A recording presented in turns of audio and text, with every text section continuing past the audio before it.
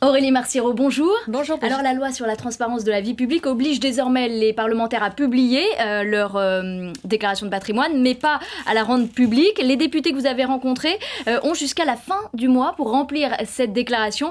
Et pour certains, ça ne rentre pas dans les cases. Oui, alors droite, gauche, centre, s'il y a bien un sujet qui fait consensus cette semaine et qui rend les députés assez grognons, c'est cette fameuse déclaration de patrimoine à remplir effectivement avant la fin du mois. Et la fin du mois, c'est samedi 1er février, samedi là. Alors vous allez me dire, ce n'est pas nouveau, ils en ont déjà rempli une au début du mandat. C'est vrai, mais bis repetita, ils doivent donc recommencer avec une version un peu plus complète à laquelle s'ajoute la fameuse déclaration d'intérêt et d'activité qui est là, qui elle sera publiée, d'où petit stress, il ne faut pas se tromper, ce qui donne des scènes assez surréalistes dans les couloirs tout à l'heure. Ainsi, le président de la commission des lois, qui est donc la commission qui a travaillé sur le projet de loi de la transparence, qui explique qu'il a été obligé de faire appeler la haute autorité pour avoir des précisions sur une des cases à remplir. La loi est bien faite, mais le document est perfectible, dit Jean-Jacques Urvoas, ce qui en langage diplomatique veut dire que c'est vraiment très mal fichu.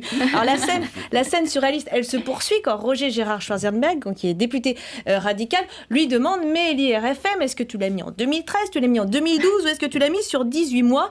Le même qui soupire qu'avec son non-sens de l'organisation, cela n'a pas été facile du tout, mais qu'il a quand même réussi à déclarer sa nouvelle place de parking. Alors de l'aveu général, c'est donc pénible, c'est compliqué, dixit Christian Jacob, 23 pages à remplir à la main, dit le député socialiste Olivier Véran, qui lui a redemandé la déclaration de 2012 pour l'aider à remplir celle de cette année.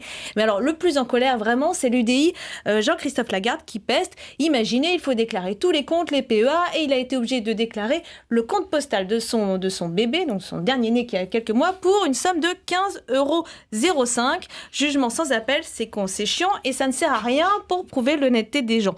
Alors comme pour tout, il y a les studieux, ceux qui ont déjà terminé ou sont en passe de terminer, comme Guillaume Larrivé qui m'a expliqué que c'était de la paperasserie mais qu'il avait terminé. Et puis il y a ceux qui repoussent encore, qui n'ont pas commencé et dont je tairai les noms. Merci Aurélie, merci.